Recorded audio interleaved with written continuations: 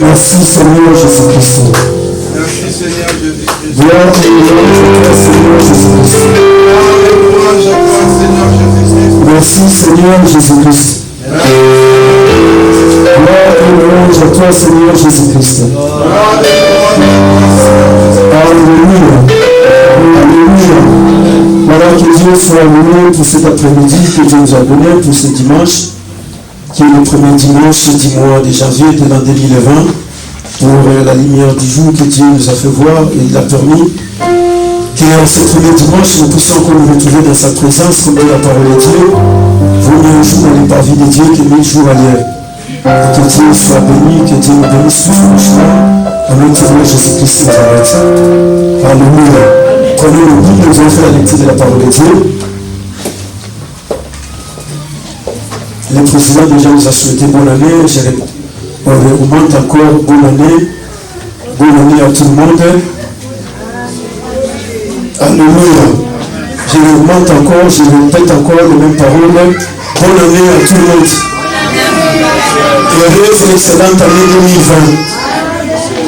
Bonne année aux papas, bonne année aux mamans, bonne année aux enfants, bonne année aux jeunes, bonne année à tout le monde.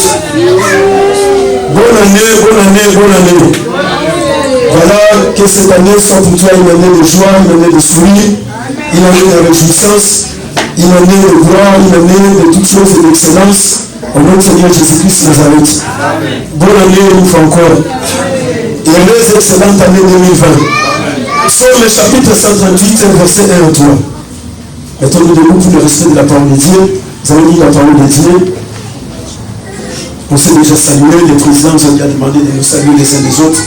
On ne va pas répéter la même chose. On s'est déjà salué, ça c'est très bien. L'Église doit s'habituer à ça. Savoir se saluer, se dire bonjour. Parce que c'est une recommandation biblique. Saluez-vous les uns et les autres. Voilà, dans l'Église, nous devons nous saluer les uns les autres. On ne peut pas rester comme des militaires. Non, on n'est pas dans un camp militaire. On est dans la maison de Dieu. Donc nous sommes dans la présence de Dieu. On est dans la joie, on se réjouit dans la présence de Dieu. On se serre la main, on se dit comment tu vas mon frère, comment tu vas ma sœur, comment se sont passées les fêtes, comment s'est passé ton week-end. Voilà, c'est ça l'Église. Alléluia. Psaume 138, verset 1 à 3.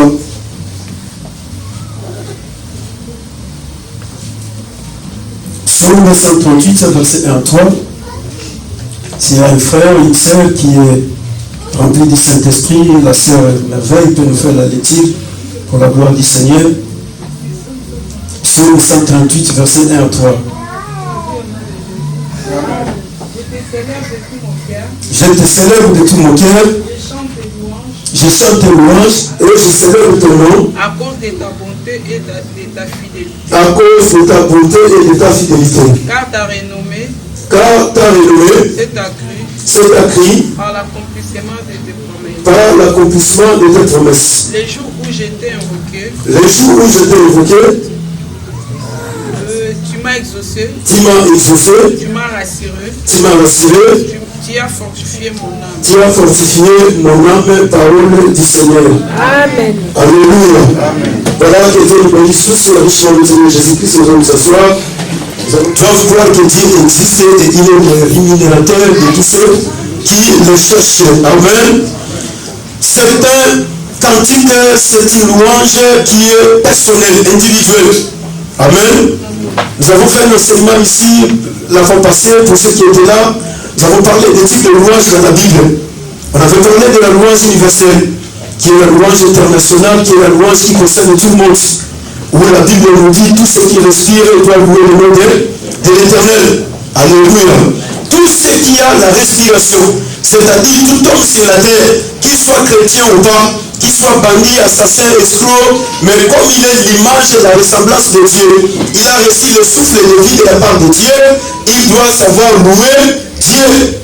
Les arbres qui respirent, les oiseaux, les animaux, tout ce qui a respiration, tout ce que Dieu donne la respiration, a l'intérêt de savoir louer Dieu. Ça, c'est la louange universelle. C'est la louange internationale de tous les quatre coins du monde entier. Et nous avons parlé de la louange d'Israël qui devait louer Dieu à cause de tous ses bienfaits. Dieu les a délivrés de l'Égypte, Dieu les a fait du bien à Babylone, partout dans tous les quatre coins du monde où ils passaient. Et nous avons parlé de la louange des rachetés. Alléluia. Et nous avons aussi parlé de la louange personnelle. Donc, tu ne vas pas te réveiller le matin avec ton téléphone. Là, en tout cas, c'est que tu n'as pas encore compris Dieu. Tu ne vas pas te réveiller le matin en allumant ta télévision pour suivre les informations. Donc là, je comprenais que l'élément tu n'as pas encore compris. Alléluia. Tu ne vas pas te réveiller le matin et tu vas commencer à parler à ton mari, tu vas commencer à parler à ta femme. Donc là, tu n'as pas encore compris. Mais quand tu te réveilles le matin et que tes yeux s'ouvrent, ta bouche commence à parler, ta langue commence à remuer, tu comprendras que non, c'est la bonté de l'Éternel. Alors qu'est-ce que je vais faire? Je commence par louer. Avant de parler à ma femme, je dois commencer par louer Dieu. Avant de parler à mon mari, je dois commencer par louer Dieu. Avant de prendre mon téléphone, de regarder qui m'a appelé, qui m'a écrit des messages sur Facebook, sur WhatsApp, sur Imo, je dois commencer par louer Dieu qui a fait que je puisse voir la lumière du jour. Mais malheureusement, aujourd'hui avec WhatsApp, avec Imo, avec tout ce qu'il y a là-bas, Messenger, comment ça s'appelle? Facebook, les chrétiens se réveillent, ils commencent par regarder Facebook.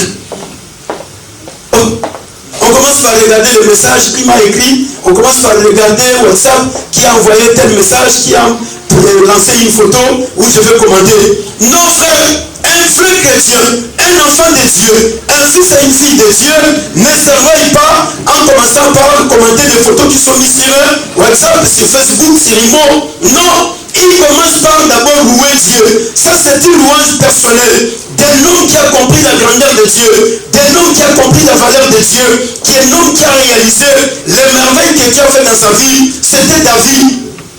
Il se réveille le matin, il regarde à gauche, Saul est mort, Jonathan est mort, les Philistins sont partis. Il regarde, Dieu va commencer à lui parler, je vais péter une alliance avec toi. Et dans ta descendance, les rois les trônent toujours. Dans ta descendance, il y aura des sacrificateurs. David se réveille, il commence à regarder et il commence à examiner quelque chose. Il dit non, je ne peux pas rester indifférent devant Dieu. Alléluia. Je te célèbre de tout mon cœur. Il commence par célébrer Dieu de tout son cœur. Mais tu ne vas pas te lever le matin en commençant à appeler les voisins, en commençant à appeler les voisines, en commençant à appeler papa, maman, oncle paternel, cousin, cousine. Non, tu t'es réveillé. Tu as permis que ma femme, mes enfants, tu as permis que nous soyons là ce matin, que nous voyons la lumière du jour.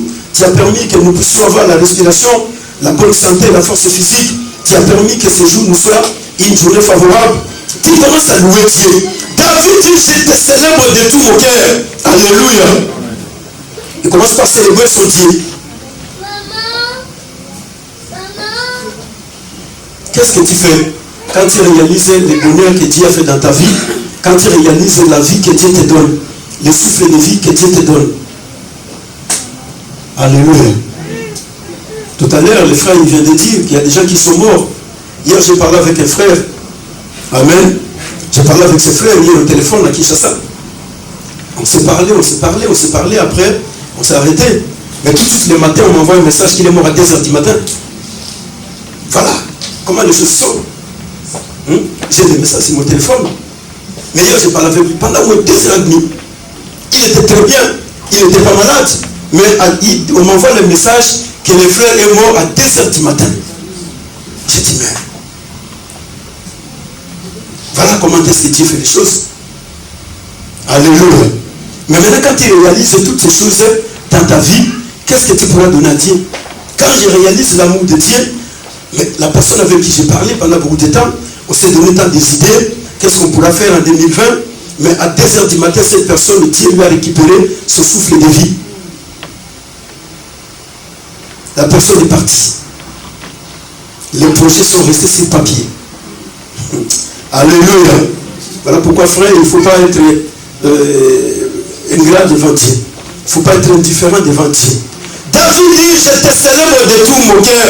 Je chante des louanges en présence de Dieu. Je me prosterne dans ton Saint-Temple. Je célèbre ton nom à cause de ta bonté et de ta fidélité. Car ta renommée s'est accrue par l'accomplissement de tes promesses. Les jours où je t'ai invoqué, tu m'as exaucé, tu m'as rassuré, tu as fortifié mon âme. Alléluia. Je te célèbre. Tu vas commencer par célébrer Dieu. Célébrer Dieu, c'est louer Dieu avec éclat. Célébrer Dieu, c'est publier les merveilles de Dieu avec éloge, c'est-à-dire avec référence. Donc tu es en train de louer Dieu, tu regardes le ciel et la terre que Dieu a fait, tu commences à prononcer les choses avec beaucoup d'assurance en toi. Tu te dis non, Dieu, tu es grand, Dieu, tu es merveilleux, Dieu, tu es glorieux, Dieu, tu es le Tout-Puissant. Donc tu commences à élever Dieu dans cette dimension dont même ta pensée, même ton corps n'a pas le temps de t'arrêter. Parce qu'il y a louange et louange. Alléluia. Célébrer Dieu, c'est aller au-delà de la connaissance de Dieu. Peut-être que tu connais Dieu dans cette dimension. Jéhovah Rapha, Jéhovah Jireh, Jéhovah Messie. Et laisse-moi que le frère nous a donné le nom de Dieu dans un chant ici. Amen. Dieu, il s'appelle Yahweh. Voilà le nom de Dieu. Que Dieu bénisse votre frère. Alléluia.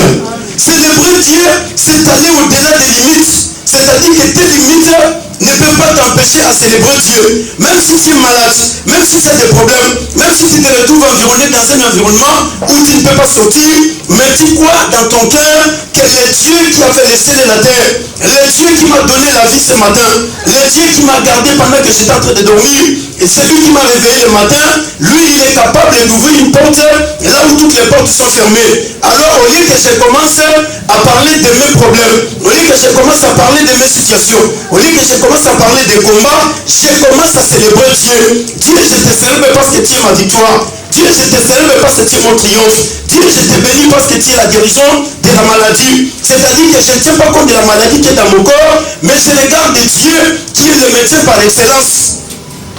Alléluia. Même si tu n'as pas de paroles, quand tu regardes seulement ton enfant va te donner des paroles avec lesquelles tu vas louer Dieu. Alléluia. Même si tu n'as pas de verset biblique, quand tu regardes ton mari sera la source d'inspiration de tes louanges. Parce que des fois, les chrétiens, ils cherchent, je vais louer Dieu, mais avec quoi je vais louer Dieu? Regarde seulement ta femme. Quand tu regardes seulement ta femme devient une source d'inspiration avec laquelle tu vas pouvoir louer Dieu. Là, tu vas plus chercher des problèmes. Ah, Dieu, merci parce que tu m'as donné une belle femme. Dieu, tu es bon parce que tu as fait ma femme. Elle est vraiment une femme charmante. Ah, Dieu, frère, il y a des dimensions. Il faut changer de dimension, ma sœur. Non, on ne peut pas continuer à vivre avec Dieu comme si... alléluia. Amen. Quand tu regardes ton fils, tu regardes ta fille, tu regardes ton mari, tu commences à louer Dieu. Ça t'amène dans une autre dimension de comprendre Dieu, de connaître Dieu. Tu commences à célébrer Dieu. Je te chante et je chante des louanges en présence de Dieu. David va commencer à chanter les louanges de Dieu. Amen. Il faut chanter les louanges de Dieu. Voilà pourquoi le frère, il nous a dit non, nous devons chanter. Nous allons chanter pour Dieu. Il faut chanter les louanges de Dieu. Il ne faut pas chanter les louanges des hommes. Parce qu'il y a des gens qui chantent les louanges des hommes.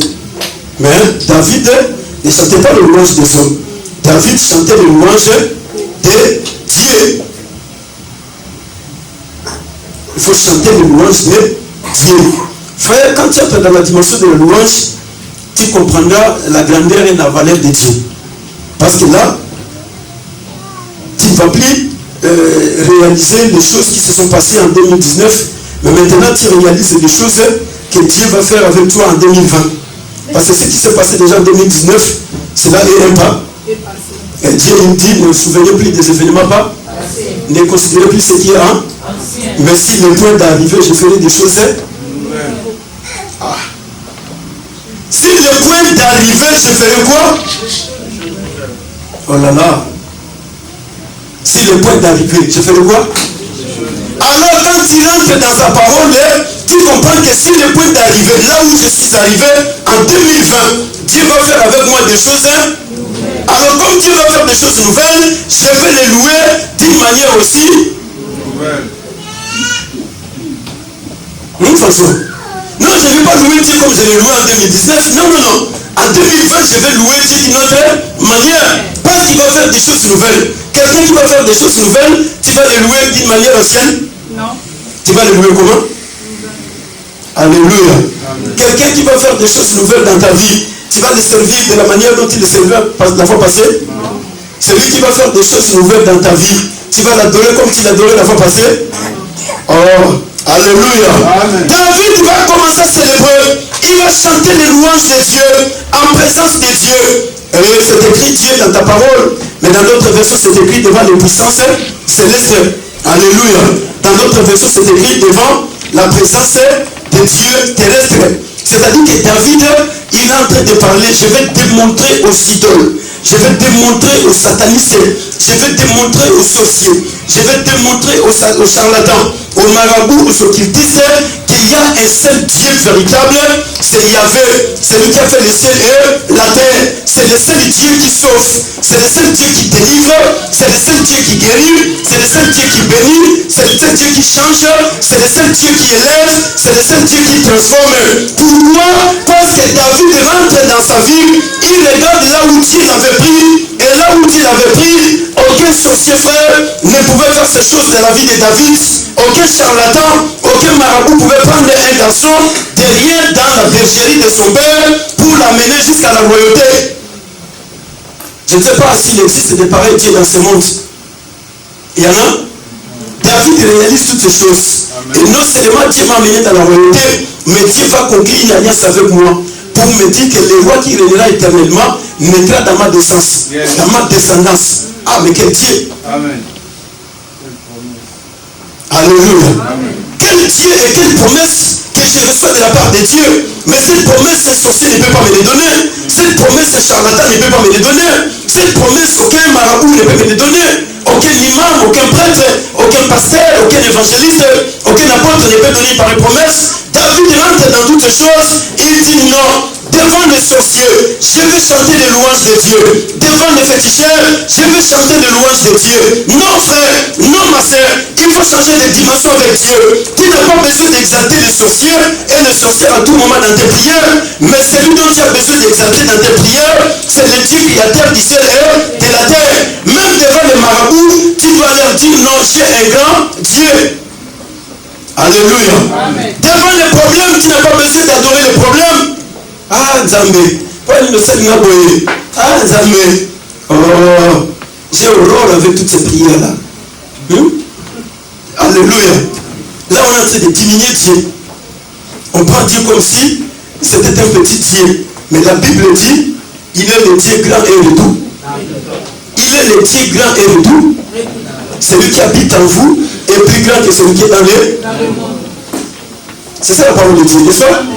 Celui qui habite en toi est plus grand que celui qui est dans le. Alors comment tu vas commencer à adorer les petits dieux qui sont dans le monde?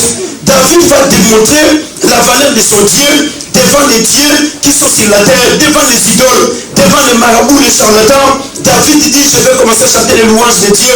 Je vais commencer à louer Dieu, célébrer Dieu, parce qu'il est le seul Dieu qui est digne de la louange, le seul Dieu qui sauve, celui qui fait des choses dont personne n'a la capacité de faire. Le Dieu qui agit au-delà de nos limites et de nos compétences. Alléluia. Amen. David va réaliser des choses. Est-ce qu'un jour as-tu déjà pris le temps de réaliser ce que Dieu a déjà fait dans ta vie? Amen. As-tu déjà pris le temps, comme on dit, je fais un petit bilan de ma vie? Alléluia. Amen. Je fais un petit bilan depuis que j'ai commencé ma vie jusqu'à là où je suis aujourd'hui. Et je commence à regarder, depuis que j'ai accepté Jésus comme Seigneur et Sauveur, ce que Dieu a déjà accompli dans ma vie. As-tu déjà fait cela? Amen.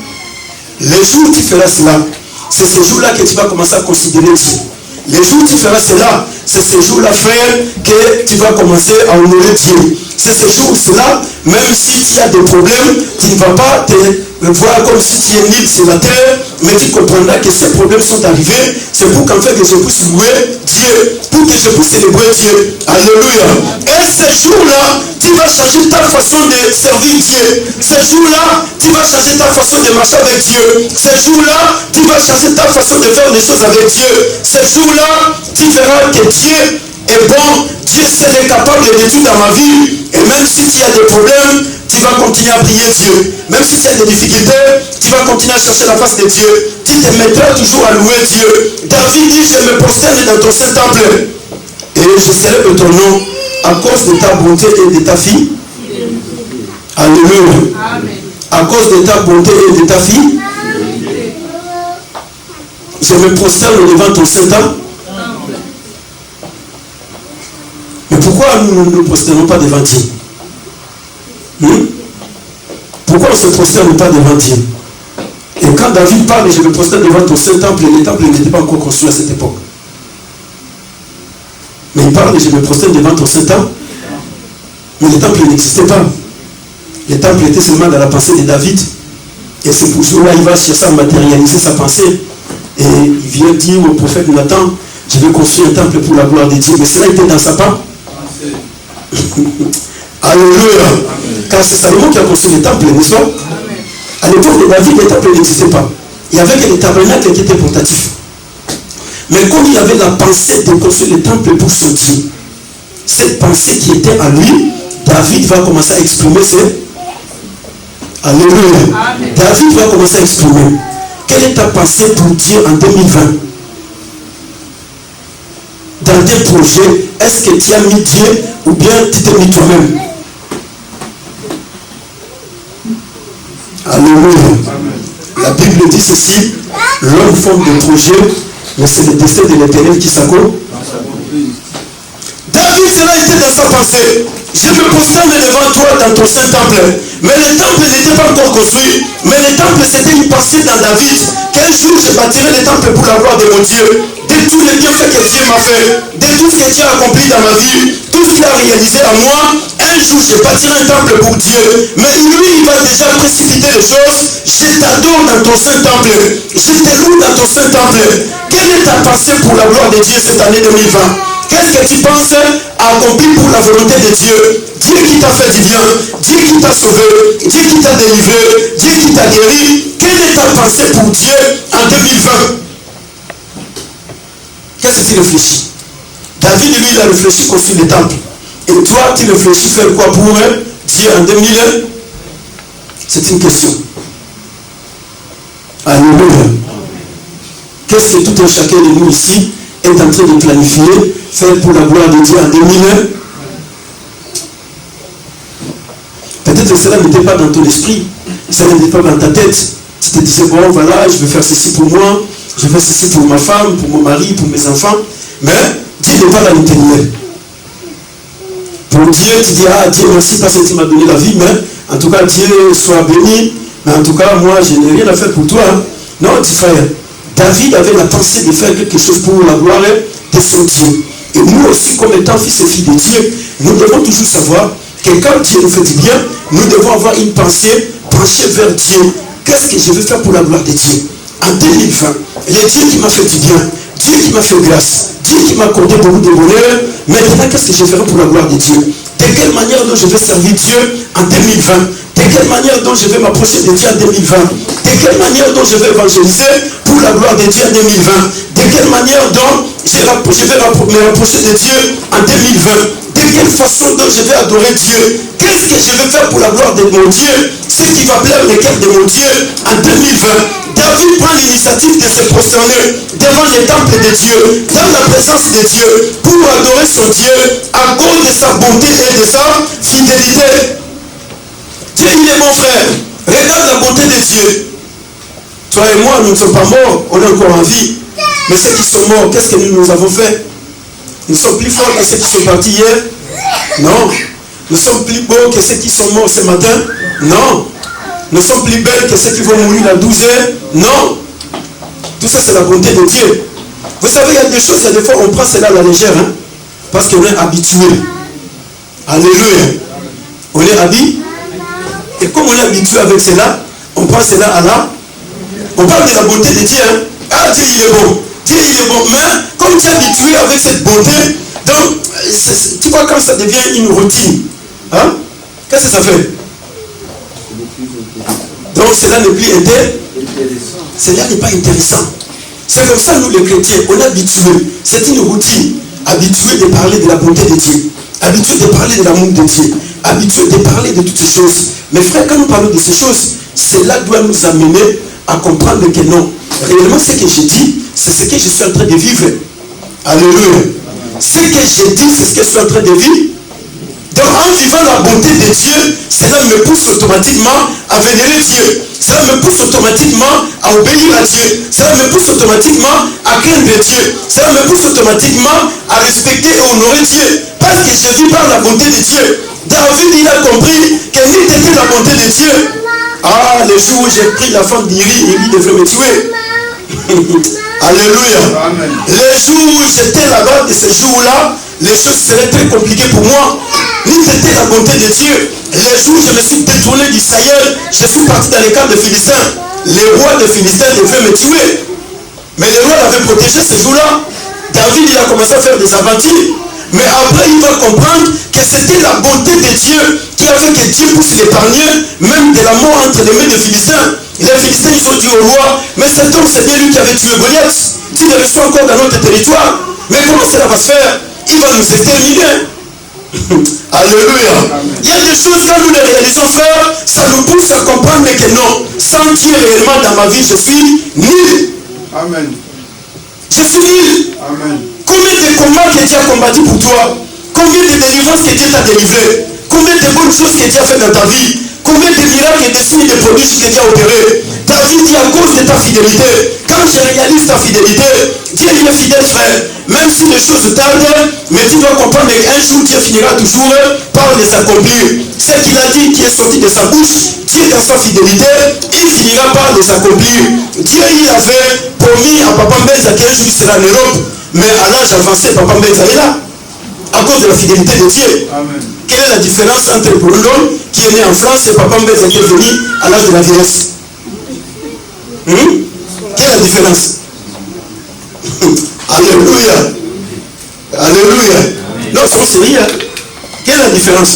Des générations. Hmm? Il y a la génération. Ah, voilà. Il y a la génération. Bon, là, on est en Europe. Papa Mbenza est venu à un certain âge. À cause de la fidélité de Dieu, Dieu l'avait promis que toi, à tel âge, tu seras à. Et il est là. À cause de la fidélité de Dieu, toi, tu étais en Afrique et aujourd'hui, tu es là. Quelle est la différence entre moi et Boldi qui est né en France? Boldi parle le français, moi aussi je parle le français. Oui ou non? Oh. N'est-ce pas? Amen. Eden parle le français, moi aussi je parle le français. Oui ou non? Ce n'est pas ça? Mais Eden est né en France. Mais moi je suis venu en France à cause de la fidélité de Eden, lui, il comprend non, moi je suis à Paris, je suis né en France. Il va te parler de ça. Parce que ce sont ses parents qui sont venus en France. Ce sont les parents qui avaient la promesse de venir en France. Mais Eden, lui, n'avait pas la promesse de venir en France. Mais lui, sa promesse, c'est de naître en France. C'est à cause de la fidélité de Dieu, frère, que toutes ces choses se sont effectuées. C'est à cause de la fidélité de Dieu que nous sommes là cet après-midi. C'est à cause de la fidélité de Dieu que nous sommes là en train de parler. Dieu, il est fidèle, frère. Quand Dieu te promet quelque chose, même si ça prend du temps, mais tu dois mettre dans ta tête que cela finira par s'accomplir. Parce que celui qui m'a promis, c'est un Dieu qui est fidèle. Voilà pourquoi il a dit à Bakou, la prophétie va vers son accomplissement. Mais attends là, je suis fidèle, je vais accomplir ce que j'ai dit. Écoutez frère, écoute ma soeur, tout le monde peut prendre le prénom de fidèle, mais tout le monde n'est pas fidèle. Amen. Mais c'est un prénom où tout le monde prend. Non, je m'appelle fidèle. Fidèle tel. Fidèle, fidèle, fidèle, fidèle. Mais dans la réalisation des choses, la personne n'est pas fidèle. La seule personne qui est fidèle, c'est quand Dieu te dit une chose, même si cela n'arrive pas aujourd'hui, attends là, Dieu finira par le faire. Tu ne mourras pas sans pour autant que la chose puisse s'accomplir. Dieu ne va pas te tuer. Même si on te mettait en prison, Dieu viendra te chercher dans la prison. Même si on te mettait dans une situation chaotique, Dieu viendra te chercher là où on t'a mis. Dieu, il a promis à Joseph les choses qui devaient s'accomplir dans sa vie. Mais Joseph se retrouve un jour en prison. Mais c'est Dieu qui a parlé. Je ferai de toi la tête de ta famille. Mais les frères, ils se sont dit non, nous on ne veut pas de toi. Tu vas rester là-bas avec tes rêves. Ils l'ont trahi. Ils ont commencé à faire des manigances. Ils l'ont jeté dans la citerne. Mais ils ne savaient pas que la promesse et la parole qui sortit de la bouche de Dieu n'empêchera pas Dieu de faire sortir les frères dans la citerne. La fidélité de Dieu est capable de venir te chercher, même dans une citerne, là où tout le monde est en train de comploter qu'on va te tuer, mais on ne saura pas te tuer. Parce que tu as la promesse de Dieu qui doit s'accomplir. Les frères arrivent, ils disent mais où est le petit frère? Ribin va commencer à pleurer. On lui dit non mais il est là-bas, on l'a jeté là-bas. Non, non, non, non, il ne faut pas les tuer. Prenez les petits, ramenez-moi. Ribin va récupérer Joseph. Il se dit, bon ça va, je vais chercher à manger pour donner aux petits. Les grands qui sont restés, ils l'ont vendu chez les Madianites. Ribin arrive, où est le petit frère? Ah non, non, grand frère, il n'est pas là. Mais il est où? Ah, mais vous allez me chercher des problèmes avec papa. Ribin, comme étant grand frère, il a commencé à pleurer. Ils ont vendu les petits frères chez les Madianites. Il est parti comme une marchandise. Hein? Alléluia. Amen. Quelqu'un qui s'en va comme une marchandise, mais un jour se retrouve à la tête de l'Égypte. Frère, ça ce n'est que Dieu qui est capable de faire de pareilles choses. Une personne qui s'en va comme une marchandise, vendue, esclave.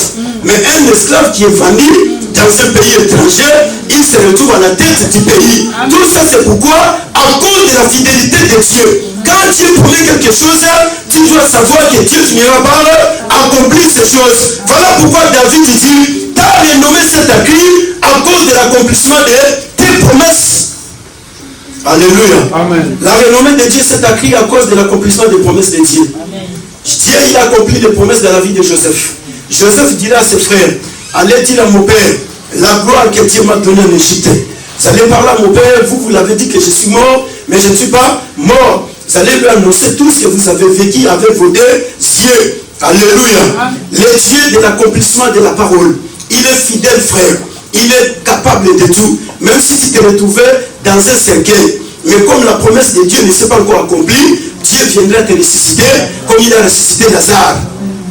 Même si on t'a déjà enterré, mais comme la promesse de Dieu ne s'est pas encore accomplie, Jésus viendra, il va te ressusciter. Jusqu'à ce que tu vois l'accomplissement de la promesse, c'est après que tu vas rentrer dans ton cercueil. Voilà pourquoi ce jour-là, le fils de la veuve de Naïm ne pouvait pas être enterré. Parce que ce fils avait une promesse de la part de Dieu.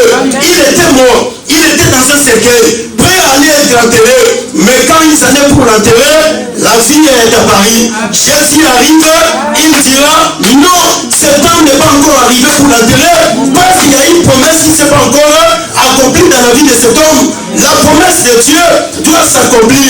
Écoutez mon frère, écoute ma soeur, même si tu traverses des moments les plus compliqués, mais tu dois savoir qu'il y a une promesse qui est sortie de la bouche de Dieu. Il y a une parole que Dieu a prononcée. Cette parole doit s'accomplir pour qu'afin que la renommée de Dieu puisse encore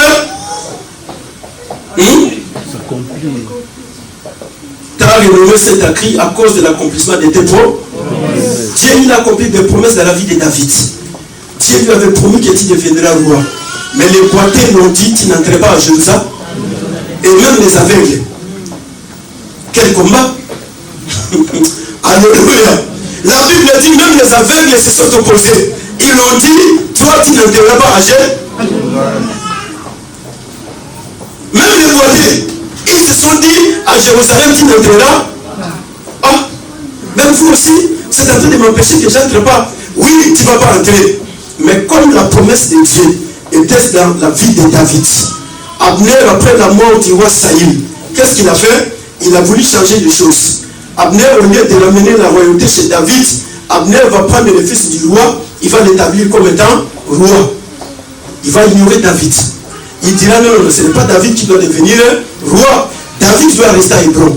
Et là où il reste là-bas. Mais écoutez frère, Dieu qui sait bien faire des démarches, Dieu qui sait bien pénétrer là où personne ne peut pénétrer, Dieu va créer une confusion dans le palais royal entre Abner et le fils du roi. Alléluia. Dieu, pour accomplir la promesse, il est capable de faire tout ce qu'il veut. Parce qu'il veut accomplir la promesse dans la vie de quelqu'un.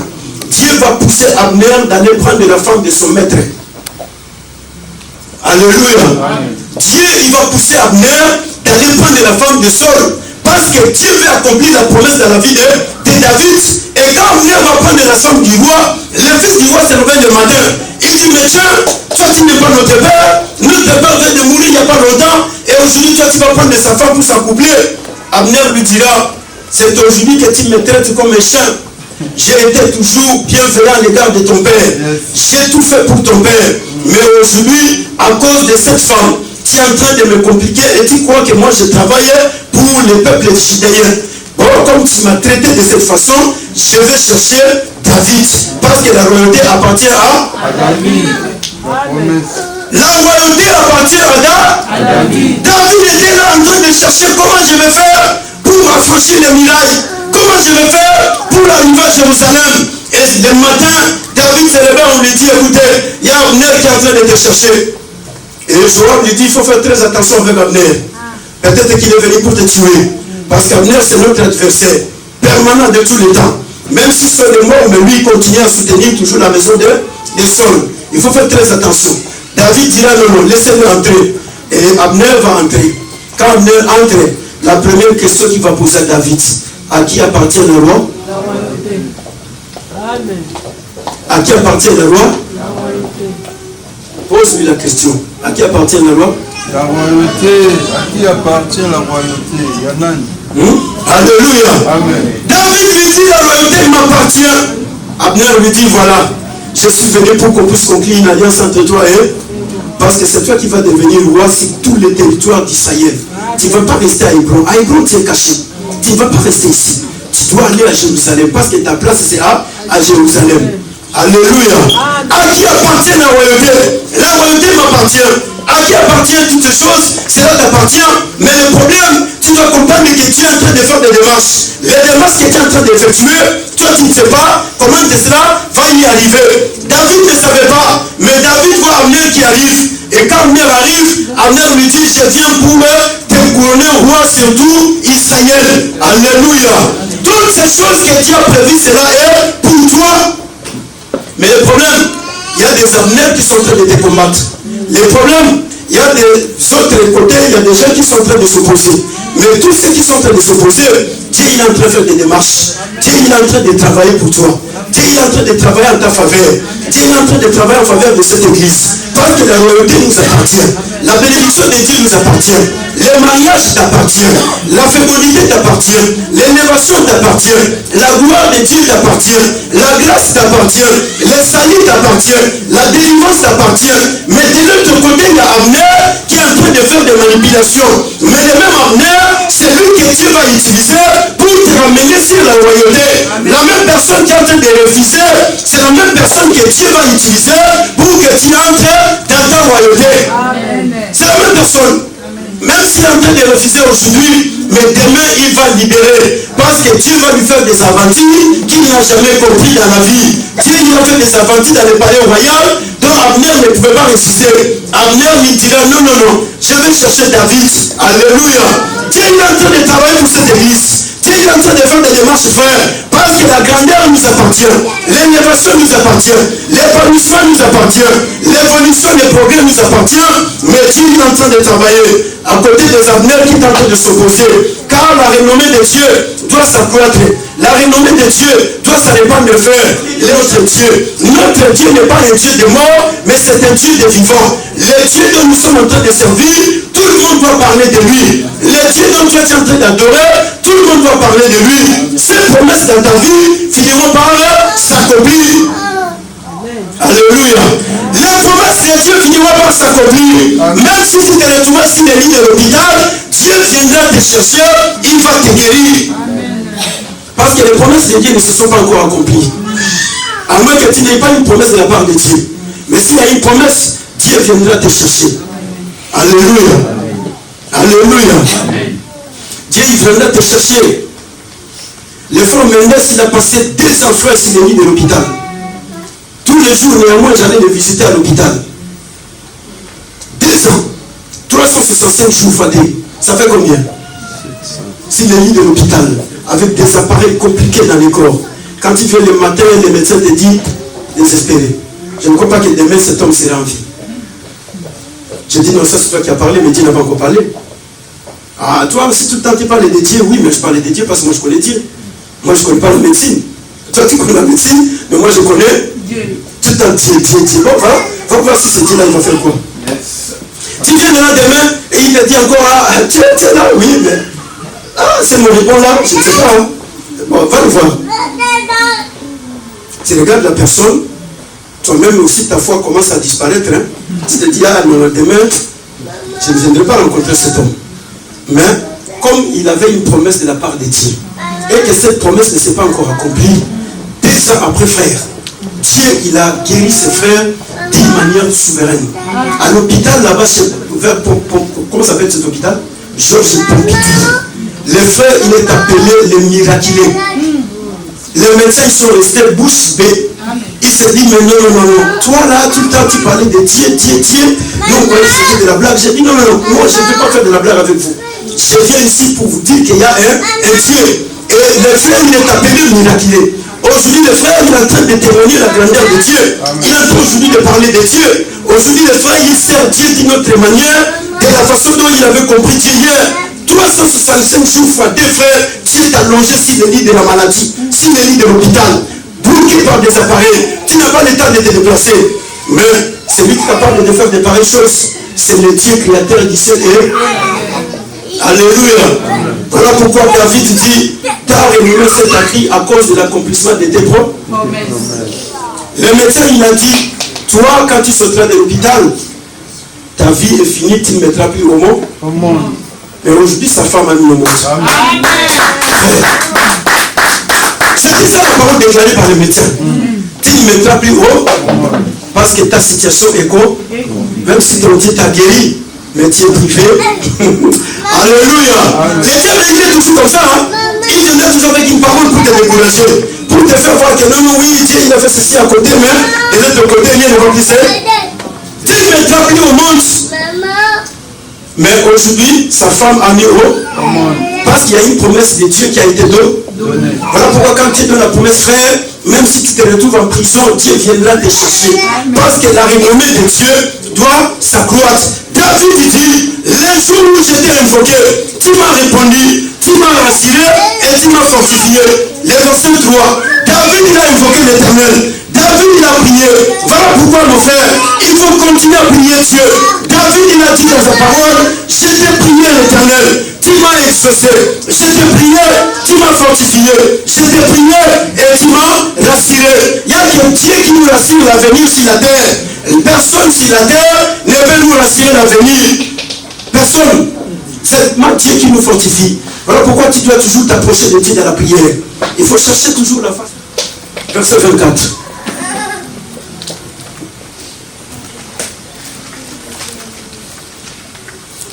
Marc chapitre 11, verset 24.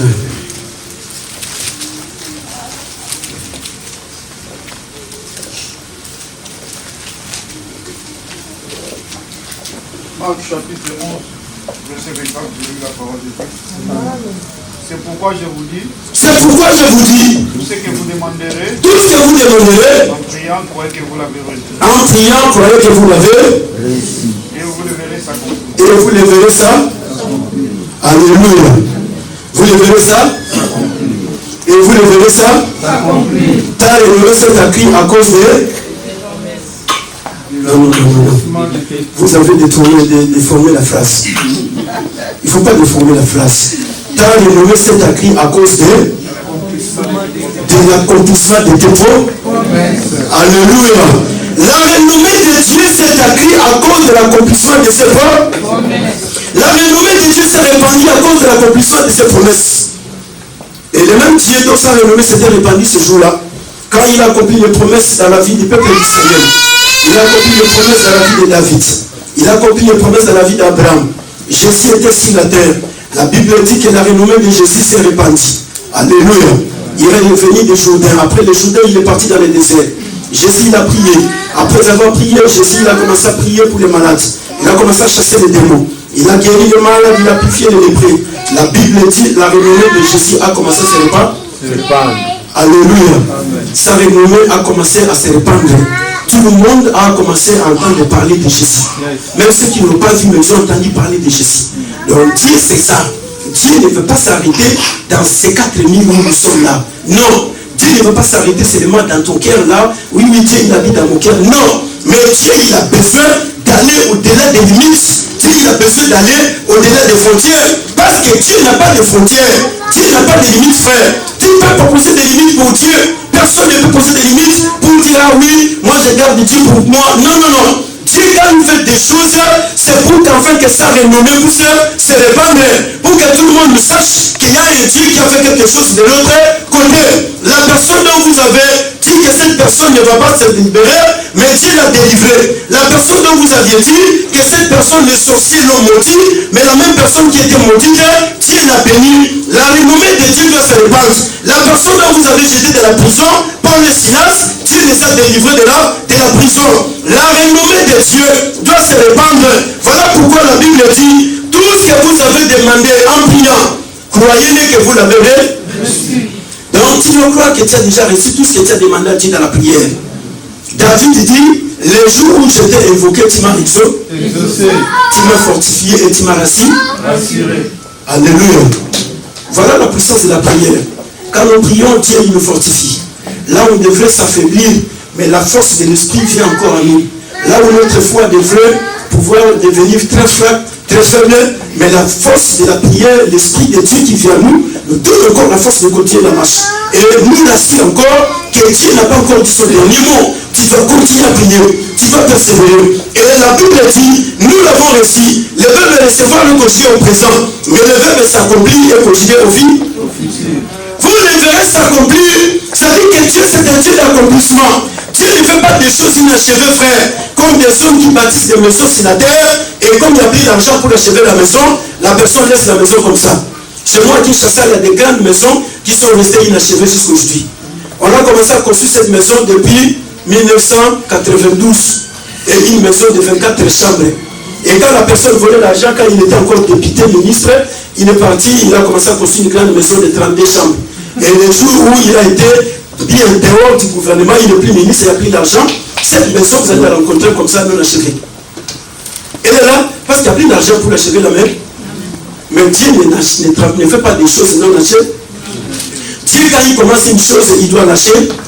Voilà pourquoi la Bible dit, il n'est pas un homme pour mentir, ni un fils d'homme pour se repentir. Ce qu'il a dit ne le fera-t-il pas? Et ce qu'il a ordonné ne l'exécutera-t-il? Ce que Dieu a dit de sa bouche, frère, Dieu finit par le faire. Mais le problème, c'est quoi? Le problème, c'est de continuer à avoir la foi en Dieu. Le problème, c'est de persévérer davantage. Le problème, c'est de savoir que Dieu a fixé un temps pour accomplir ce qu'il a prévu dans ma vie. Comme ce temps n'est pas encore arrivé, je ne vais pas croiser les mains pour dire, moi, j'ai prié, je ne vois rien. Alors, je commence à pleurer dans ma chambre, je commence à pleurer dans les rues. Non! J'ai prié, Dieu m'a rassuré. Tout ce que je lui ai demandé en priant, je dois savoir que je l'ai reçu. Dieu m'a donné ce que je lui ai demandé. Tu as demandé le mariage, Dieu t'a déjà donné le mariage. Tu as demandé l'argent, Dieu t'a déjà donné l'argent. Tu as demandé les enfants, Dieu t'a déjà donné les enfants. Tu as demandé le travail, Dieu t'a déjà donné le travail. Tu as demandé quoi? Les papiers, Dieu t'a déjà donné les papiers. Tu as demandé quoi? La délivrance, Dieu t'a déjà délivré. Tu as demandé la guérison, Dieu t'a déjà délivré. Dieu t'a déjà guéri, Dieu t'a déjà béni, Dieu t'a déjà tout fait. Mais le problème, il y a l'espace qui reste entre le verbe recevoir et le verbe s'accomplir. Alléluia. Cet espace, j'ai déjà reçu. Donc, dans la spiritualité, j'ai déjà des choses avec moi. Yes. Et je vis par la foi. Amen. Et dans cette foi-là, cette foi m'amène à comprendre que j'entre dans une autre dimension de Dieu. Je vis par la foi. Dieu m'a déjà guéri. Je vis par la foi. Je suis déjà en bonne santé. Je vis par la foi. Dieu m'a déjà béni. Je vis par la foi. Dieu il a déjà tout fait pour moi. Et dans cet espace-là, jusqu'à j'arrive au temps où je dois maintenant voir ces choses s'accomplir. Parce que Dieu ne s'arrête pas seulement à être prêché. Alléluia. Dieu ne s'arrête pas seulement. Nous avons beaucoup prêché Dieu. Jésus, nous l'avons beaucoup prêché. Mais cette fois-ci, on ne va plus continuer à prêcher Jésus. Mais cette fois-ci, on doit vivre Jésus. Amen. Jésus, nous l'avons beaucoup prêché, Isaac. Amen. Ah, Jésus, il a fait ceci. Jésus, il a fait cela. Jésus, on l'a beaucoup prêché, frère. Jésus, nous l'avons beaucoup enseigné. Jésus, nous l'avons beaucoup parlé de lui. Mais cette fois-ci, on ne va pas continuer seulement de parler de Jésus. Mais nous devons vivre Jésus. Amen. Nous devons vivre Jésus-Christ de Nazareth dans notre vie. Amen. Parce que Jésus n'habite pas au ciel, mais Jésus-Christ habite en nous. Et comme il habite en nous, nous devons vivre l'accomplissement de tout ce qu'il a dit sur nous. Tout ce qu'il a promis. Joseph, il a vécu tout ce que Dieu lui avait dit. Amen. Il n'est pas mort avant que les choses s'accomplissent. Voilà pourquoi on ne va pas continuer seulement à réciter Jésus. Ah, Jésus, il a ressuscité Lazare. Si Jésus avait ressuscité Lazare, il est capable aussi de te ressusciter. Le Jésus qui a ressuscité Lazare, il habite en moi. Oh là là. Il habite en moi. Il habite en moi. Il habite en toi. Il n'est pas au ciel. Voilà pourquoi Paul dit, la parole que nous sommes en train de prêcher, c'est la parole de foi. Il ne faut pas dire qu'il y a pour nous au ciel. Non, là c'est ramener Jésus-Christ entre les morts. Mais c'est la parole de foi. Et la parole habite en moi. La parole habite en nous. La parole habite en toi. Et cette parole-là, nous devons la vivre. Voilà pourquoi, pour nous, l'année 2020, c'est l'année de vivre l'accomplissement de la parole de Dieu. L'année de l'accomplissement. Jésus lui-même, il a dit sur la croix, tout est accompli. Donc nous devons vivre ce Jésus-là. On ne va pas continuer seulement à prêcher Jésus. Jésus a 4 dimensions. La première dimension, il est prêché. Et quand il est prêché, les gens, ils écoutent la prédication. La deuxième dimension, Jésus a enseigné. Quand Jésus a enseigné, les gens reçoivent la sagesse et l'intelligence de savoir comment vivre sur la terre. Amen. Et la troisième dimension, Jésus, il est adoré. Les gens, ils adorent. Ah, Jésus, tu m'as sauvé. On lui donne tous les noms qu'on lui donne. Mais la quatrième dimension, Jésus doit être vécu. Comme Bartimée l'a vécu. Il était aveugle, mais Bartimée ne pouvait pas adorer Jésus avec l'aveuglement, frère. Bartimée, tu ne pouvais pas lui donner beaucoup de versets. Il te dira, mais tu me donnes tous ces versets, je suis aveugle, qu'est-ce que je vais faire avec? Yes. Alléluia. Tu ne vas pas donner des versets à Lazare qui est dans la tombe. Je suis déjà mort, mais tu me donnes des versets que je vais faire avec. Mais qu'est-ce que Lazare a besoin? Lazare a besoin de vivre Jésus. Bartimée a besoin de vivre Jésus. La femme de partie de ça, mais tu n'as pas besoin de lui donner beaucoup de versets. Mais lui, son problème, ce ne sont pas les versets. Son problème, c'est de vivre Jésus. Et quand la femme va vivre Jésus, Jésus lui dit, ma fille, va en paix, ta foi t'a sauvé. Voilà pourquoi, frère, nous sommes dans cette dimension-là. Jésus doit être vécu. Voilà pourquoi il a dit, tout ce que vous demanderez par la prière, croyez que vous l'avez reçu et vous le verrez s'accomplir. La renommée de Dieu s'est accrue à cause de l'accomplissement de ses promesses. Donc nous sommes arrivés dans cette dimension. Dans cette dimension, nous devons savoir que nous entrons dans une dimension qui est beaucoup plus capitale pour nous. Et Dieu ne peut pas rester seulement un Dieu de parole. La parole est Dieu et cette parole est vie. Alléluia. La parole doit être vécue sur la terre. Tu ne vas pas vivre la parole au ciel. Tu ne vas pas vivre la parole sur la tombe. Voilà pourquoi Ézéchias a dit, ce ne sont pas les morts qui te louent, mais ce sont nous les vivants qui te louons. Ça dit que c'est bien nous que Dieu va faire des choses pour qu'enfin que nous puissions continuer à les louer sur la terre des vivants. Et pour nous, l'année 2020, nous le déclarons l'année de vivre l'accomplissement de la parole de Dieu. L'année de quoi? L'accomplissement. Moi, je n'ai pas dit ça. Nous devons vivre Jésus-Christ. Voilà. L'année de vivre Jésus-Christ dans notre vie. Amen. L'année de vivre l'accomplissement de la parole de Dieu dans notre vie. Voilà, c'est ça.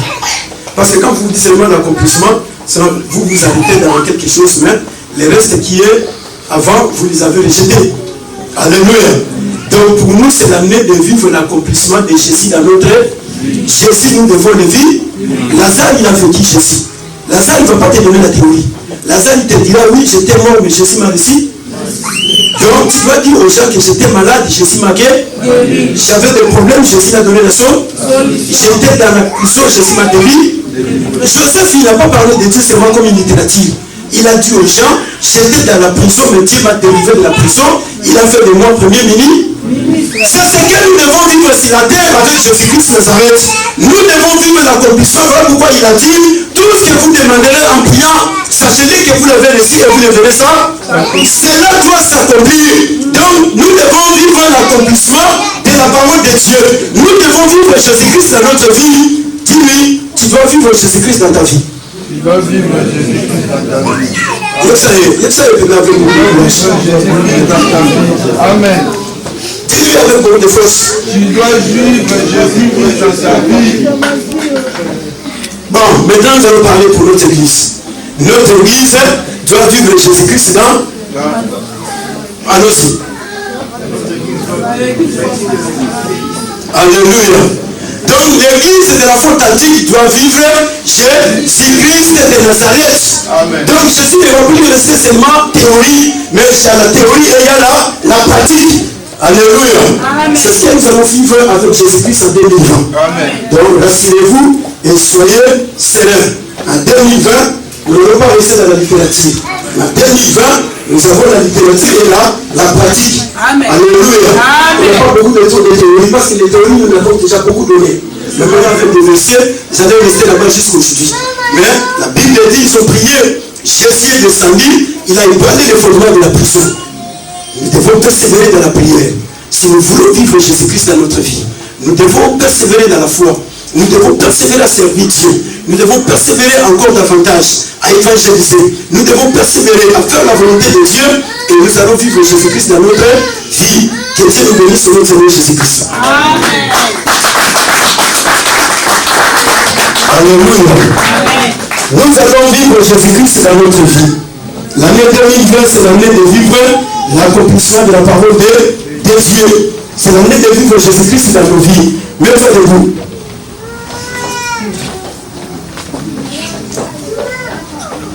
Tu vas commencer à parler. Que cette année, Jésus, je vais te vivre dans moi. Alléluia. Cette année, Jésus, je vais te vivre dans moi. Commence à parler. Cette année 2020, Jésus-Christ de Nazareth, je vais te vivre dans ma vie. Cette année 2020, Jésus-Christ de Nazareth, je vais vivre l'accomplissement de ta parole dans ma vie. Je vais te vivre dans ma vie. Je ne vais plus rester seulement dans les théories, mais je vais vivre cela. Tes promesses doivent s'accomplir dans ma vie. Commence à parler avec le Seigneur. Commence à t'exprimer devant le Saint-Esprit. Parle dans le nom puissant de Jésus-Christ de Nazareth.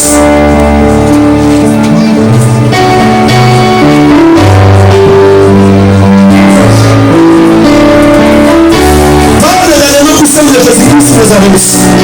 C'est l'année de vivre l'accomplissement de la Dieu.